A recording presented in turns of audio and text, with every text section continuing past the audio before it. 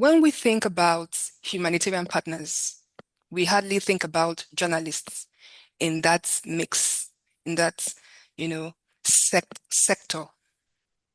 Humanitarian organizations, we brief journalists, we send them press releases, and we quietly hope they stay on message. What we rarely do, and I say this honestly as someone that works in the sector, is trust journalists as people who actually understand power and how to move power to action.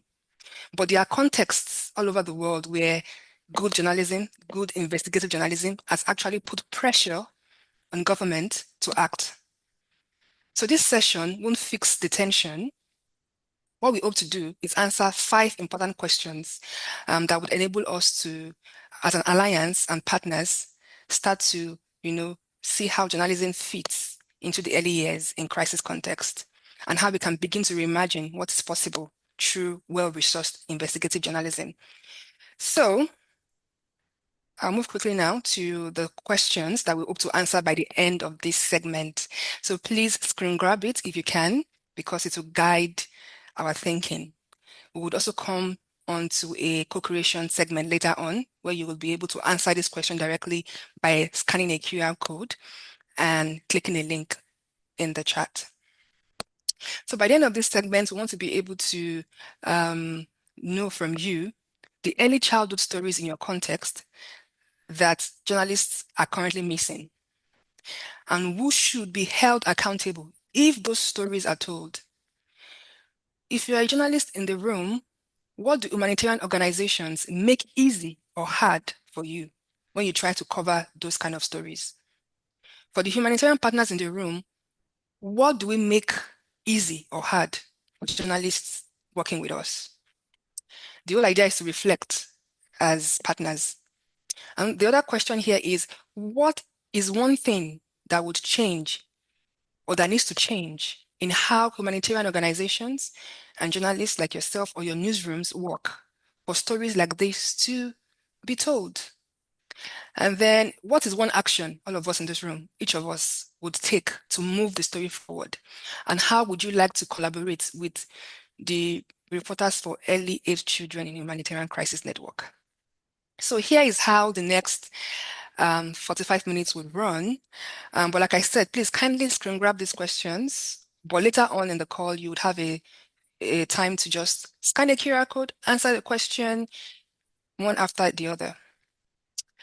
So quickly, our agenda for this segment, for this room, is first of all, we would hear from a panel of 2 practicing journalists and 1 former journalist who is now working closely with children in the Arab region. Then we will shift into a co-creation mode where you would reflect on the 5 guiding questions I shared with you earlier.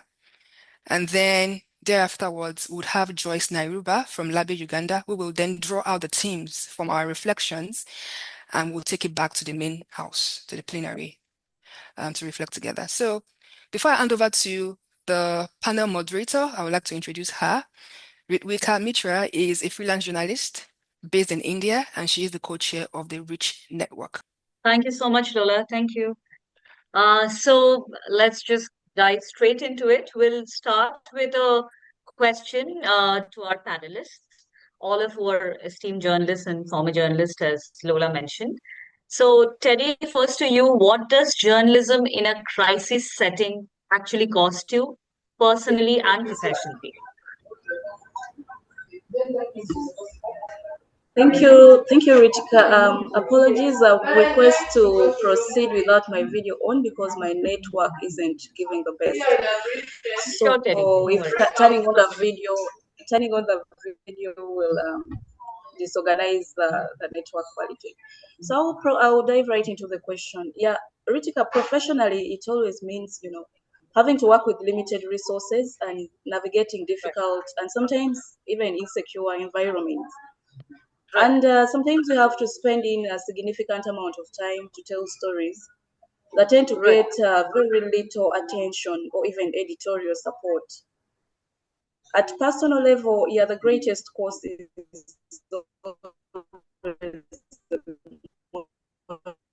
Teddy, your voice is breaking. Yeah, like Teddy pointed out, the cost is quite steep, and at a personal and at a professional level. Teddy, we'll come back to you. Mojeed, would you like to jump in till then on the same question on how journalism in a crisis setting, cost us professionally and personally? Yeah, thank you very much. And I say welcome on board. Yeah, as Teddy had actually explained, working as a journalist in crisis setting entails having to do much with less resources. Resources include time, resources include tools, resources include atmosphere, working under very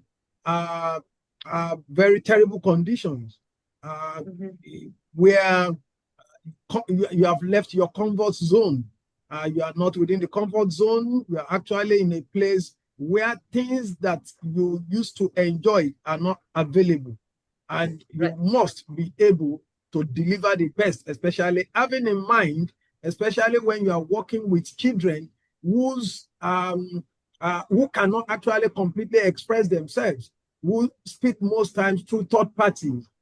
So getting the best out of the system to ensure that their matters are addressed is what it takes to work as a journalist in crisis setting. Thank you. Thank you, Mojeed, for weighing in. And as you rightly pointed out, journalists have to move out of their comfort zones and also focus on the task at hand. Zeinab, quickly to you, would you like to weigh in on this question? Sorry, Zeinab, you're muted. I agree, of course, with my colleagues. And as a journalist who is working through humanitarian crisis and war in the Arab world and in Lebanon especially, and we are amidst a war, the personal cost, your mental, of course, and physical health is heavy. You have to live in a constant stage of high alert, of course. The physical danger is very real, especially with no accountability, as we see in Lebanon today during the Israeli war.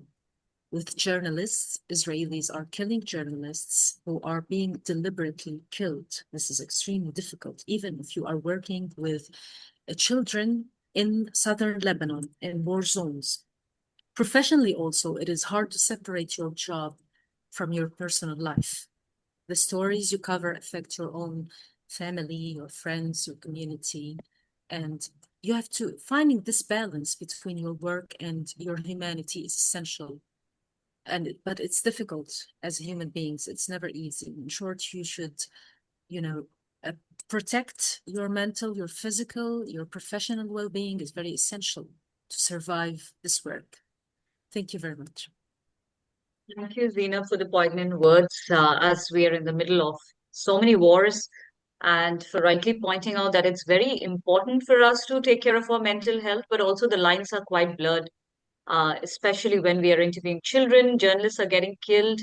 So it's a very difficult time for the press. And as we carry on with the conversation, we'll try to answer some of these questions in greater detail on the huge task that we carry to protect ourselves and our sources. So we'll expand on this through the session now. Teddy, I'll come to you for the first question. So if you could elaborate a bit on, what does a journalist need to fully hold duty bearers to account that NGOs and humanitarian partners consistently fail to understand? If you could expand a little bit on that, Teddy.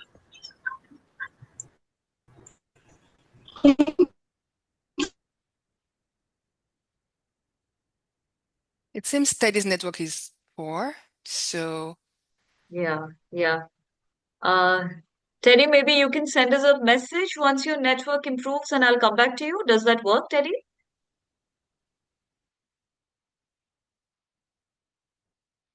Uh, Maybe we'll move to Mojeed and Teddy can weigh in once the network is better.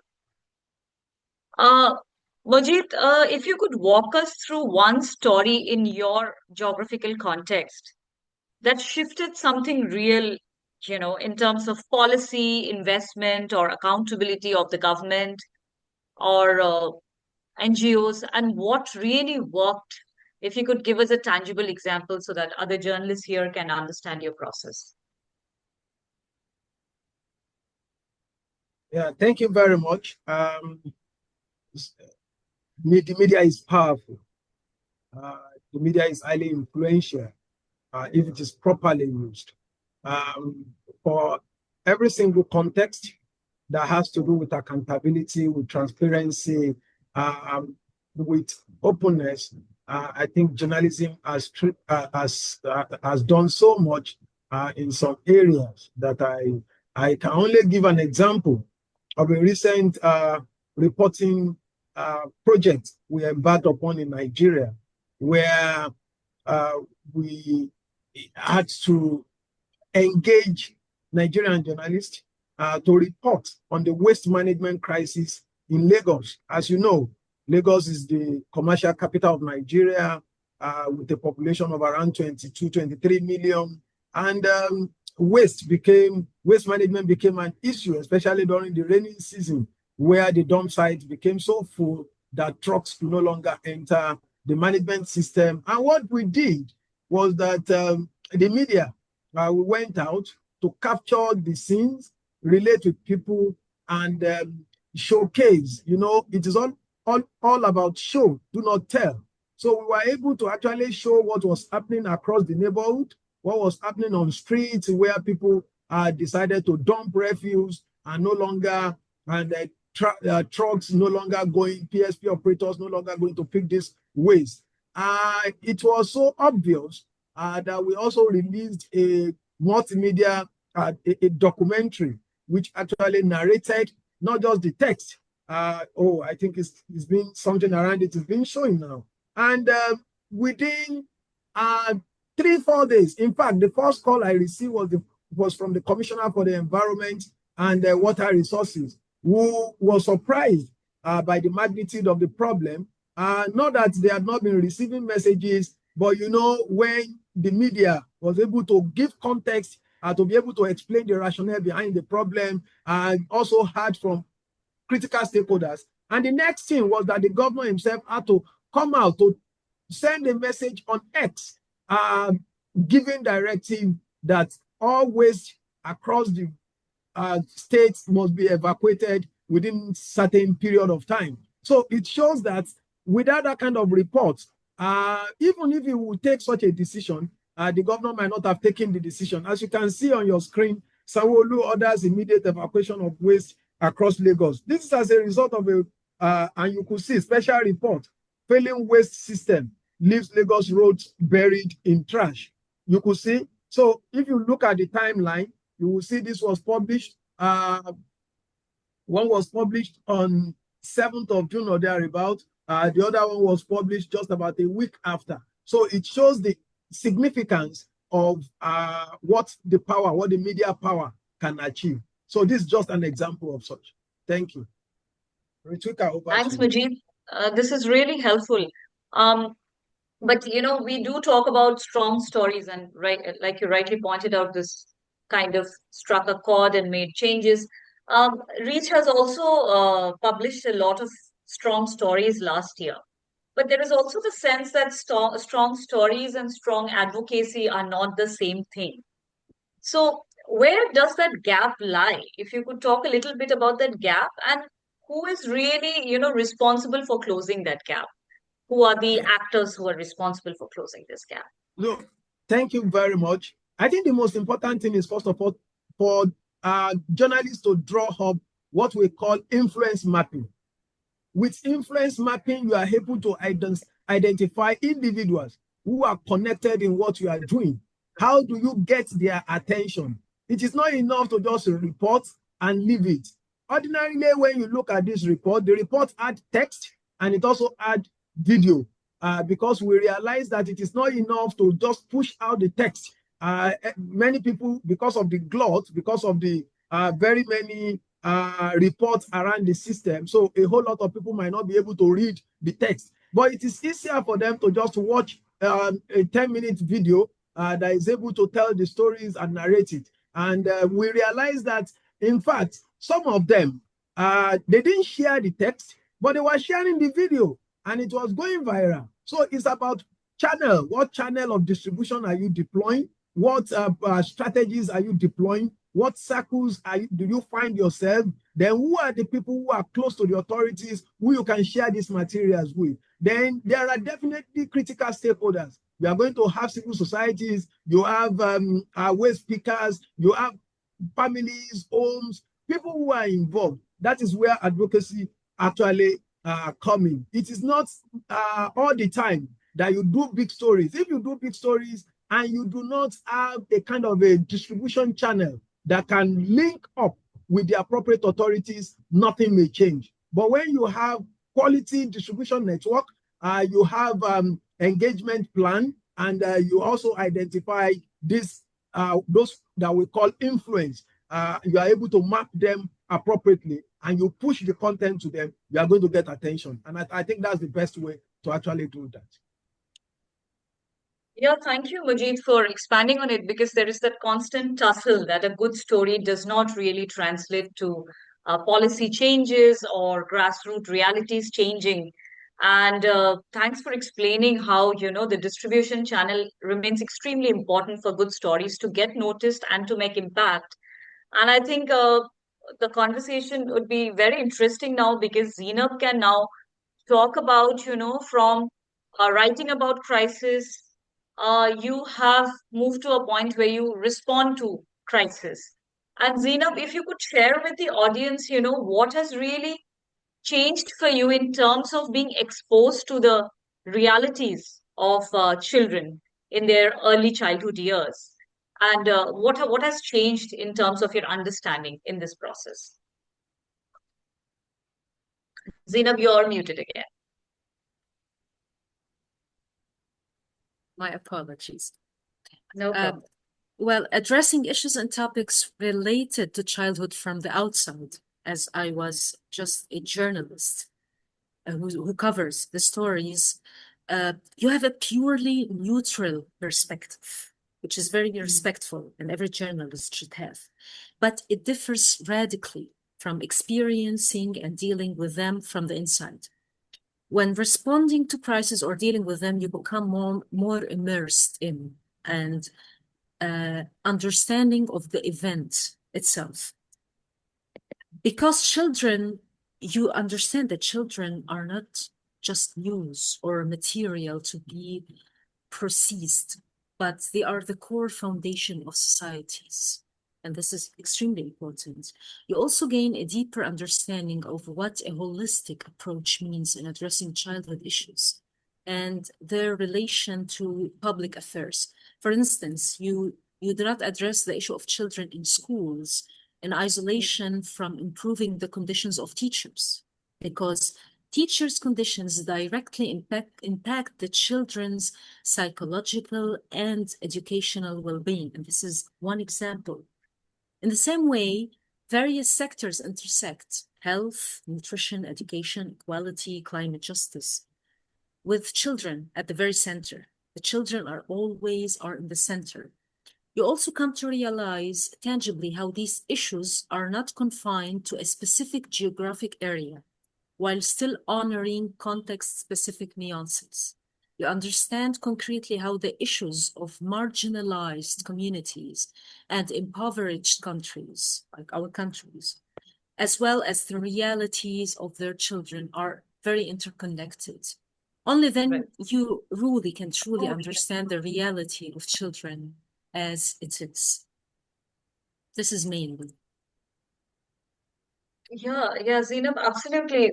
Children as separate entities, like you say, and children not just as sleaze news subjects, like you rightly pointed out. If you could elaborate, what are the recommendations would you have for journalists? What are the kind of meaningful conversations that you'd like journalists to have who are engaging with covering children in their early childhood years in the Arab region? Or do you have any advice or recommendations for them? Yes, actually, I put some some points on this question because based on my observations, early childhood in our country's media, it's extremely weak. To change this, I propose 6 key actions. Very quickly, I will state them. You have, first of all, uphold child rights. Stop privacy violations, especially during war times like our times, and integrate children's rights into journalism curricula while providing mental health support even to field reporters. Number 2, expose double standards, which means raise awareness about the gap in mainstream coverage between children in the global north, as we call them, versus the Arab region, and sometimes, of course, global south and some African nations.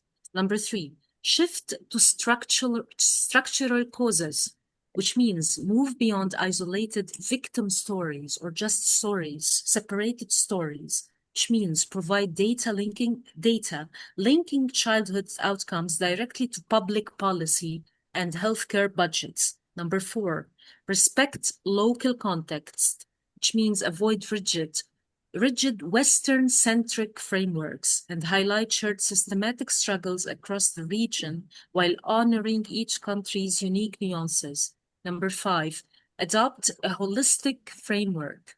Give journalists cross-sectoral insights showing how education, nutrition, health, and family stability connect. Number 6, which I think it's the most important, build real partnerships. Move away from one-off press releases. Offer background briefings and expert access before a crisis peaks to build sustained coverage. At the same time, and this is one of today's key goals, by the way, the priority is to build bridges with journalists and media outlets, particularly the rapidly growing independent media sector, rather than the media like mainstream media. We should focus on independent media sector to track budgets allocated to early childhood and to monitor signed projects and ensure financial transparency, especially in crisis contexts. I know there's a shortage and severe funding cuts, but especially in Lebanon and especially during the war, we have a lot of money coming to Lebanon, but also we have a lot of, no transparency. Money is going everywhere, a lot of stealing. So journalists with the institutions who are working with early childhood should work together to maintain focus on these budgets and money to ensure the transparency in a very good way. These are the main ideas that I have in mind for the meantime. Thank you very much. Thank you, Zeinab. This was quite a masterclass actually in covering early childhood, and I was rigorously writing down your points. Thank you. Very, very important and pertinent points. And I was just hoping to get Teddy back. Teddy, do you think, do you want to try if your network is better now? Teddy, are you with us? Lola, I guess I'll move on to taking questions in that case. That's fine. Yeah. Please proceed. Thank you, Zeinab. Thank you, Mojeed. From the audience, we'd like to take some reflections, questions, if you have any. Thank you very much. My name is Dramadr Frederick. I'm a journalist Hi, Dramadr. practicing Hi. in West Nile, northern part of Sorry, Uganda. you're in Uganda. Basically, Okay. yes, Mojeed had already said most of the things that I thought needed to be said in this platform. Particularly on some of the areas, how we find it difficult as journalists to work with the civil society. It's basically about coordination, mostly when you have organizations that are maybe or nationally, you realize that they might have other branches in some sub-regions, but for you to get information, they will need you to talk to either the executive directors who are based at the headquarters. It becomes tedious. You are supposed to write to them and wait for feedback. And secondly, because of the different policies in these countries, some organizations skeptical about disclosing what they do now to the media, and you find it's difficult for you to proceed with a story that is very pertinent, that you want out within maybe a week or a month. It becomes difficult basically about those coordination issues. Maybe from our side, the journalists, we need more open orientations. You know, some of these things are not there in class as we were studying journalism. We're yet to learn some of these and also how best we could be of influence to policies, but also how the choice of words, you know, dealing with children and also persons with disabilities. There are different ways you should communicate, influence decisions, but also to relate with them friendly, ethically, and so on. Yeah, so those are things we keep on learning as journalists, and also we wish to learn more for us to improve on our writing skills. Right, right, Ramatri. Yeah, very interesting points. Yeah, we just like to talk a little bit about this network, which has really kind of brought people together to talk about an issue which is otherwise ignored. So, as we all know that the Reach network exists precisely because, no single organization can hold this agenda alone. We need to be collected in our efforts, and it is a collective infrastructure built to connect journalists, like all of us have come together today, advocates, partners across contexts, so that early childhood development in crisis does not stay invisible and does not remain in airtight containers in separate countries. In Uganda, LABE has shown what local ownership looks like in practice, hosting a national chapter, building journalists, knowledge on early childhood development, and backing 6 advocacy stories with funding. And that's the kind of model that can expand our understanding of early childhood and bring visibility to it. So the question for this room is not whether this work matters, it is where does your organization fit into it? And I hope we can all reflect on it. Over to Lola. Thank you, Ritwika. And Mojeed, Teddy, we missed your voice, but we hope that we can connect at some point, as well as Zeinab. It's been a rich conversation, really, and I think we've had our imaginations stretched a bit. Now we want to move back to the room, all of us in this room. I'm sure some things are coming into your mind, and we want to co-create the next steps. So if you look at your screen right now, you could see a question. You would also see a QR code, right?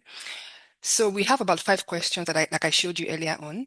We would answer each question. We want to take 4 minutes each to read each question, reflect on it, and write our answers. So I don't expect you to talk in this time. I want you to use your mind, your thinking to co-create solutions. So this is the first question. I would also make the link to this QR code in the chat as well. So in case you cannot scan QR code, you can always click the link in the chat.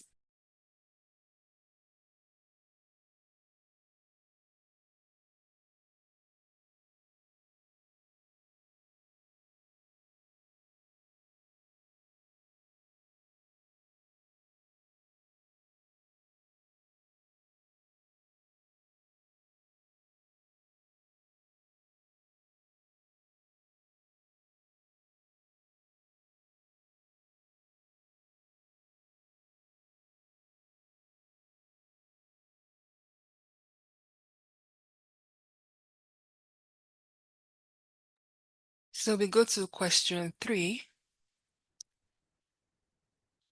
reflecting on what needs to change.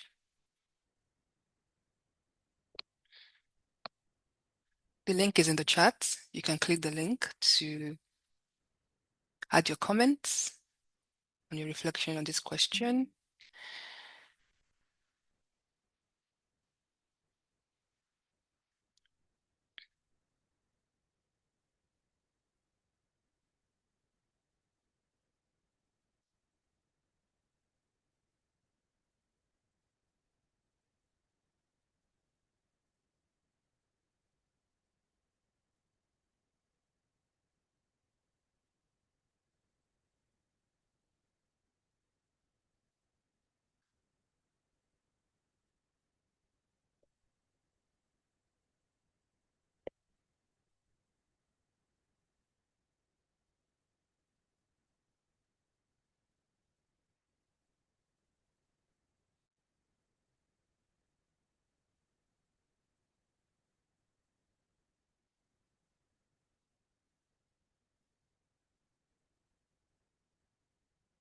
Question 4 is also in the chat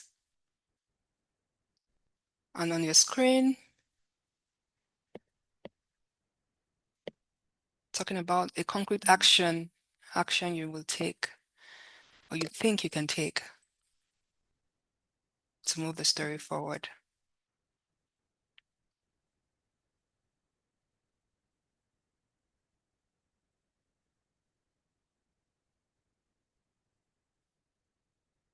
And then we have the last question. I see we have limited time.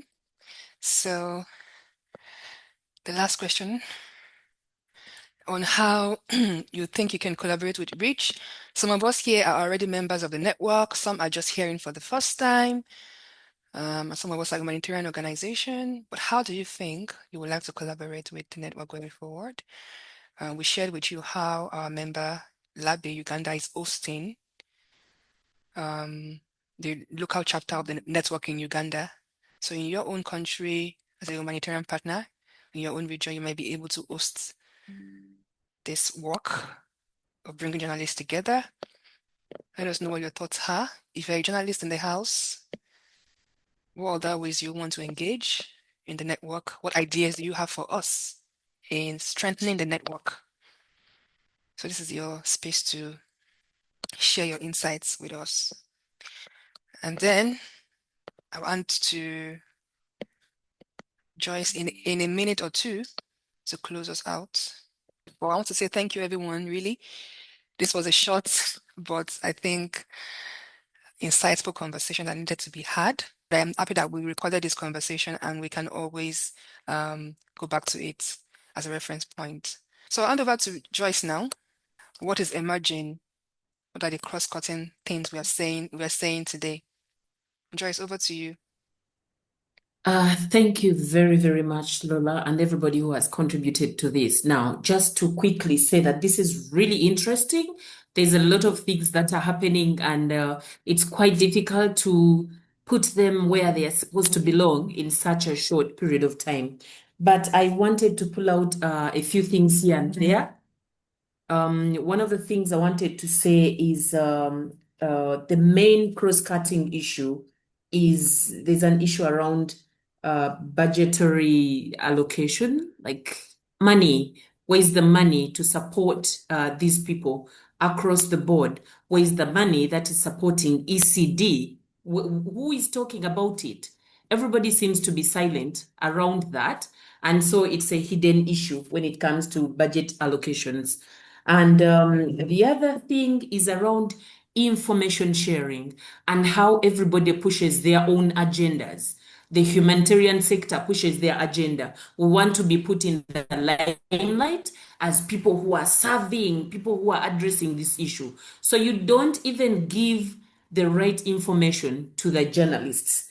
And also looking at the journalists as one-time fixes. I'll give you a press release and off you go, rather than building a network, a partnership, making them a part of what we are doing from the word go. And therefore, they are walking the journey with us. It doesn't matter what story you're telling. They have to walk the journey with us. They have to be able to get the information and not just think around them as people who will push forward our own agenda. I think the other important one is really how we look at the children, looking at them like content rather than understanding them as the core of whatever we are doing and them having interlinked, their issues. It's not just one, it's interlinked to so many different things around them, their parents, their teachers, the environment. So when we look at a child as content, we miss all of that and we misrepresent the stories that we are telling. So it's important to look at them as the core focus and not just picking this story about the child, and that is it. I think somehow that is what I could put together for us to think about. But also, I really wanted us to think around the first story in the panel that we had, which is around us being able to map the important authorities and the distribution channels before we tell our stories. So they're not just beautiful stories, but they are really for advocacy purposes. I think I Thank love you. that as well. Thank you so Thank you. much. Thank you so much, Joyce. You really summarized it really well. Done. Thank you so much for being here. We can now go back to plenary. Have a wonderful evening. Thank you, Lola. Thank you, Joyce. You summarized it perfectly. Thank you. Bye. Thank you. Thank you. Thank you so much. Thank you.